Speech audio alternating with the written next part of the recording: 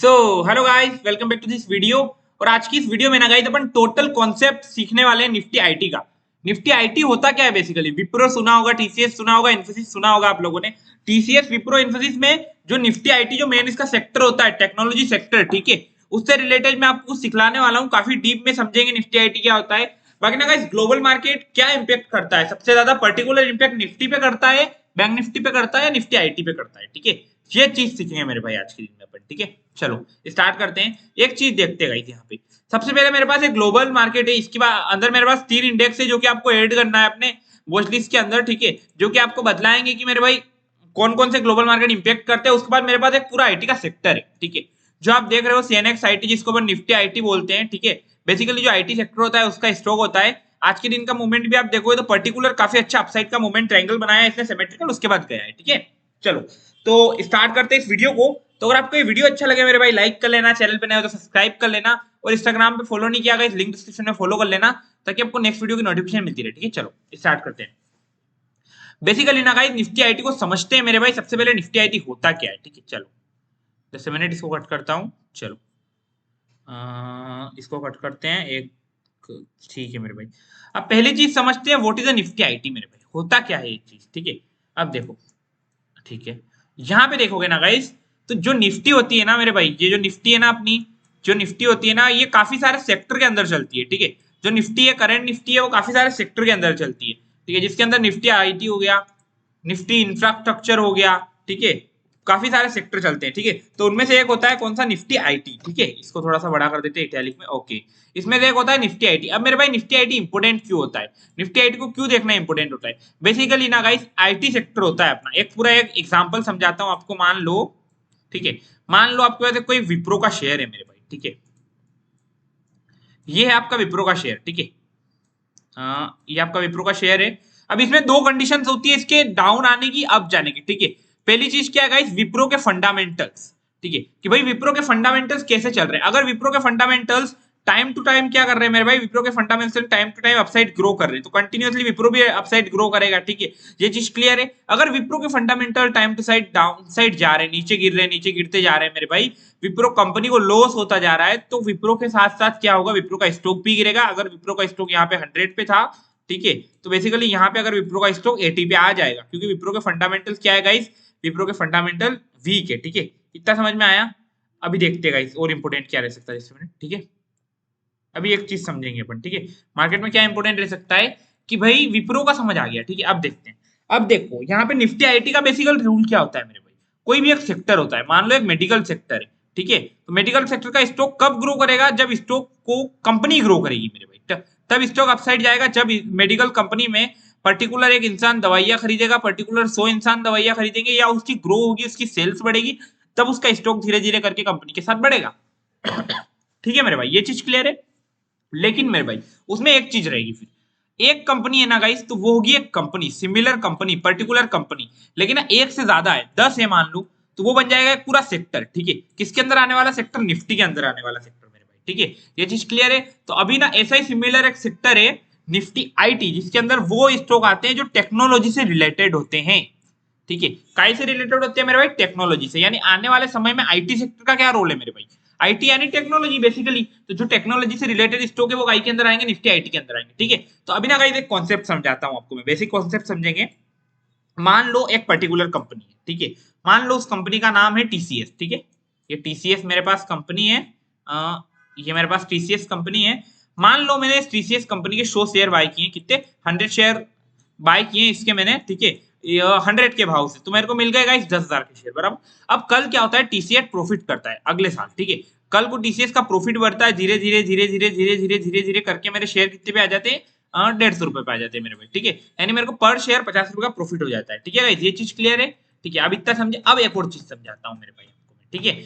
अब विप्रो, मान लो पहले कौन था अपने पास, टीसीएस था, अब धीरे धीरे करके इन्फोसिस आ गया, ठीक है, इन्फोसिस आया, फिर विप्रो आ गया, ठीक है। अब इनका क्या हुआ, पर्टिकुलर स्टॉक मार्केट में एक सेक्टर बन गया, कि भाई इस सेक्टर के अंदर ये कंपनी आती है, ठीक है, ये चीज क्लियर है, कि भाई इस सेक्टर के अंदर ये कंपनी आती है, और इनका क्या होगा, एक सेक्टर बन गया, ठीक है मेरे भाई। अभी क्या हुआ ना गाइस, निफ्टी आईटी का जो सेक्टर है, ठीक है, मान लो टीसीएस ग्रो कर रहा है, सेल्स ग्रो कर रही है टीसीएस की, लेकिन क्या है ना गाइस, पूरा सेक्टर लोएस्ट जा रहा है, ठीक है, या फिर पूरा निफ्टी आईटी नीचे गिर रहा है, खाली टीसीएस को ही प्रॉफिट हो रहा है, ठीक है, तो उस कंडीशन में क्या होगा, कहीं ना कहीं टीसीएस भी खुद भी लो होगा और टीसीएस भी खुद सेक्टर के साथ साथ गिरना स्टार्ट हो जाएगा, ठीक है मेरे भाई, ये चीज ध्यान रखना है ना। अगर आपके पास एक कार है, उसके 4 व्हील है, ठीक है, 4 पहिए उस गाड़ी में है, जिस गाड़ी के चारों पहिए पहले सही वर्क कर रहे हैं तो चारों एक साथ सही चल रहे हैं, लेकिन पर्टिकुलर 3 पहिए एक साथ काम करना बंद कर देते हैं, धीरे धीरे करके एक पहिया मजबूत चल रहा है, अच्छा चल रहा है, ठीक है, वर्क कर रहा है, और 3 काम करना बंद कर देते हैं, कहीं ना कहीं वर्किंग लोड इसके पास आएगा, ये नीचे गिरेगा मेरे भाई, ठीक है, ये चीज क्लियर है। सिमिलर काय में होता है, सिमिलर होता है स्टॉक के अंदर कि पर्टिकुलर स्टॉक जो है वो गिरेगा अगर उसका सेक्टर गिरेगा, ठीक है, इतना समझ में आया। अब मेरे भाई मैं खाली निफ्टी आईटी की बात क्यों कर रहा हूँ, आप सोचोगे मैं निफ्टी इंफ्रा की बात कर सकता था, ठीक है, मैं मिड कैप की बात कर सकता था, मैं निफ्टी मेडिकल केमिकल सेक्टर की बात कर सकता था बेसिकली, ठीक है, लेकिन मैं खाली निफ्टी आईटी के ऊपर जोर क्यों करता हूँ मेरे भाई हमेशा, ठीक है, उसका एक रीजन दिखलाता हूँ गाइस मैं आपको, ठीक है। चलो अभी बेसिकली इतना समझ में आया, अब चलते चार्ट के ऊपर, चार्ट रीडिंग करते हैं, ठीक है। चलो अभी यहाँ पे देखो गाइस, एक पर्टिकुलर समझाता हूँ, मेरे पास यहाँ पे पूरा एक सेक्टर बना है, प्लेलिस्ट बनी हुई है निफ्टी आईटी की, जिसमें इतने सारे मेरे पास स्टॉक है आप चाहो तो इन सारे स्टॉक को ऐड कर सकते हो। बेसिकली सबसे पहले सीएनएक्स आईटी निफ्टी आईटी जिसको अपन बोलते हैं, ठीक है, उसके बाद अपन नौकरी करके का एक शेयर है निफ्टी आईटी के अंदर आता है, एलटीटीएस आता है, टीसीएस आता है, इन्फोसिस आता है, टेक महिंद्रा आता है, एचसीएल टेक आता है और विप्रो आता है मेरे भाई, ये सारे के सारे ना मेरे भाई निफ्टी आईटी के अंदर मेन पर्टिकुलर मेन स्टॉक है, ठीक है। एक स्टॉक और अभी एक ऐड हुआ है गाइस, टाटा टेक्नोलॉजी करके, जो कि नया है, ठीक है, this stock you can see this, कितना अच्छा चला था अभी जब आईपीओ इसका खुला था, ठीक है। चलो अब मेरे भाई इसके ऊपर मैं जोर क्यों करता हूँ, अब कल की एक बात दिखलाता हूँ गाइस मैं आपको, पर्टिकुलर कल के दिन में बैंक निफ्टी निफ्टी पूरे ऑल टाइम हाई पे थे, बैंक निफ्टी पूरा ऑल टाइम हाई पे नया हाई बना के गया, similar Nifty all time high पे नया हाई बनाते जा रहा, ठीक है, सारे ग्लोबल मार्केट पॉजिटिव जा रहे, ठीक है, सारी बैंक्स पॉजिटिव जा रही, सब कुछ पॉजिटिव जा रहा मेरे भाई, लेकिन ना निफ्टी आईटी कल के दिन में पूरा का पूरा नीचे जा रहा मेरे भाई, पूरा का पूरा नीचे जा रहा, क्यों जा रहा है, इसका पर्टिकुलर रीजन क्या है, ठीक है, ये किसी ने सोचा होगा, अगर निफ्टी बढ़ रही है बेसिकली तो सारे सेक्टर निफ्टी के बढ़ेंगे, लेकिन निफ्टी आईटी क्यों गिर रहा,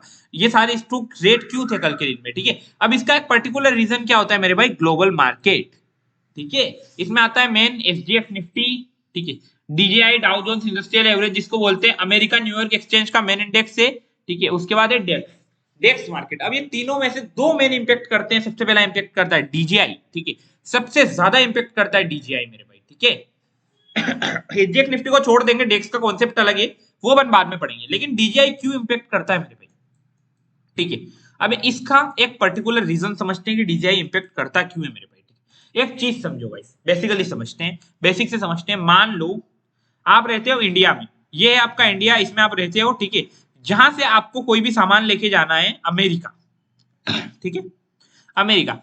अब भाई अमेरिका वाले बंदे को आपने आपके दोस्त को कोई सामान भेजा है, उसकी पर्टिकुलर प्राइस आ रही है इंडिया में 100 रुपीज, ठीक है, 100 रुपी का वो सामान मिल रहा है, ठीक है, सिमिलर वो बंदा आपको इंडियन प्राइस में क्या कर देगा, पे कर देगा कितने रुपए करेगा गाइस, 100 रुपए पे कर देगा, ठीक है, या फिर अगर आपको वो डॉलर में पे करता है तो 100 रुपए डॉलर के हिसाब से पे कर देगा, ठीक है, ये चीज क्लियर है मेरे भाई, ठीक है। और कल को ना मेरे भाई, अगर एक चीज समझो, अगर वो आपको इंडियन रुपीज में पे कर रहा है, ठीक है, तो वो कितने पे करेगा आपको, 100 रुपए, लेकिन अगर आप बोल रहे हो कि नहीं भाई इसका प्राइस है $2, तो डॉलर का प्राइस क्या चल रहा है, 86 चल रहा है मान लो, 80 चल रहा है मान लो, तो उसको आपको कितने देने पड़ेंगे, 60 रुपए ज्यादा, यानी 160 रुपए देने पड़ेंगे, ठीक है मेरे भाई, इतना क्लियर है, कितना देने पड़ेंगे, 160 रुपए देने पड़ेंगे, ठीक है।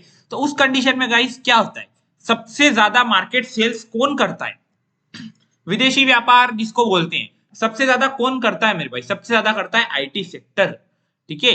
बेसिकली जो परफेक्ट आईटी सेक्टर ये आपको दिख रहा है ना, सबसे ज्यादा टेक्नोलॉजी ही इंपोर्ट एक्सपोर्ट होता है, टेक्नोलॉजी वाली चीजों का। मान लो इंडिया में कोई मोबाइल मैन्युफैक्चर हो रहा है, इसका कोई पार्ट है मेरे भाई, ये पार्ट इंडिया में अवेलेबल नहीं है, इंडिया किससे मांगेगा, इंडिया मांग लेगा जापान से, इंडिया मांग लेगा अमेरिका से, इंडिया और किसी कंट्री से मांगेगा वो पार्ट, ठीक है। लेकिन इंडिया जब वो पार्ट उस कंट्री से मांगेगा, तो इंडिया जब उसको पैसा देगा मेरे भाई, ठीक है, डॉलर देगा मेरे भाई, तो वो किस में देगा, वो उसको देगा डॉलर के अंदर पैसा देगा, ठीक है मेरे भाई, काई के अंदर। अभी ना गाइस करेंसी पॉलिसी के हिसाब से रुपीज में देने का भी सिस्टम चला है, लेकिन अभी तक ना गाइस इंडिया काई में पैसे देगा, डॉलर में पैसे देगा मेरे भाई, ठीक है। अब सपोज करो, मान लो एक चीज समझाता हूं आपको, अब ये चीज समझ में है कि इंडिया कैसे पैसा देगा, डॉलर में पैसा देगा।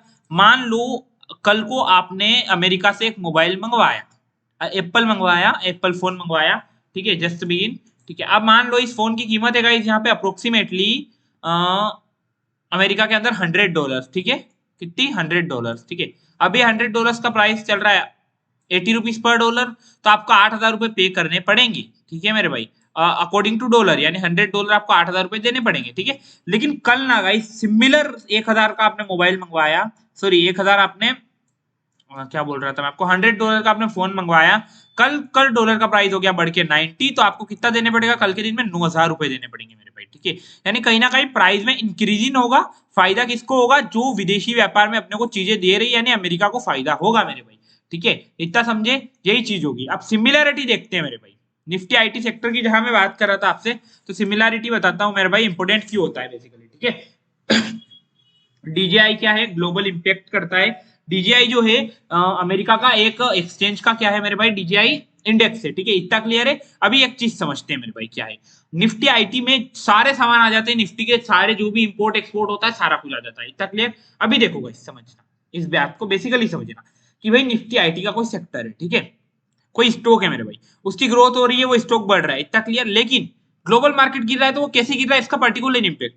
मान लो कल के दिन में इन्फोसिस ने अमेरिका से कोई चीज मंगाई, कोई भी एक पर्टिकुलर सामान मंगाया $100 में, $100 का वो पड़ रहा था, अमेरिका ने बोला 86 का डॉलर है, आप मेरे को 8,006 रुपए पे कर दो। लेकिन कल फिर से इन्फोसिस ने वो चीज मंगाई इससे, जो कि अब $100 की प्राइस हो गई 90, तो इन्फोसिस को कितने रुपए ज्यादा देने पड़े, 400 रुपए ज्यादा देने पड़े मेरे भाई, ठीक है। उससे क्या हुआ, इन्फोसिस की बैलेंस शीट पे असर पड़ा, ज्यादा महंगा सामान मिला इन्फोसिस को। This is impact, overall impact किसका हुआ मेरे भाई, डॉलर का हुआ, कि भाई जब जब डॉलर इंक्रीज होगा तब तब अपना पैसा ज्यादा जाएगा, ठीक है, ओवरऑल इंपैक्ट ज्यादा पड़ेगा, ठीक है। जिससे पैसा ज्यादा जाएगा तो अपने सेक्टर में क्या होगी, थोड़ी गिरावट आएगी। और डॉलर कब इंक्रीज होगा, जब डीजीआई इंक्रीज होगा मेरे भाई। जब ये डीजीआई दिख रहा है 37,000 पे, ये बढ़ के 40 होगा, 45,000 होगा, तब धीरे धीरे डॉलर बढ़ेगा, ठीक है। ये चीज क्लियर है। तो सिमिलर इंपैक्ट किस पे पड़ेगा, आईटी सेक्टर वालों को पैसा ज्यादा देना पड़ेगा, कंटिन्यूअसली आईटी सेक्टर पैसा ज्यादा देने की वजह से थोड़े थोड़े क्रेश होना स्टार्ट हो जाएंगे, ठीक है मेरे भाई, इतना क्लियर है। अब सिमिलर एक चीज और समझाता हूं गाइस आपको मैं, कि यहाँ पे अगर अब डीजीआई के गिरने से क्या फायदा, डीजीआई जब जब गिरता है ना मेरे भाई, डॉलर इंडेक्स जो है कमजोर पड़ता है। जस्ट बिगिन आज का डॉलर इंडेक्स देखते हैं अपन जाके, डॉलर इन रुपीस कितना हो रहा है। सबसे पहले dollar in rupees, dollar in rupees, dollar to INR, यहाँ पे देखो गाइस पर्टिकुलर 83 रुपीस चल रहा है।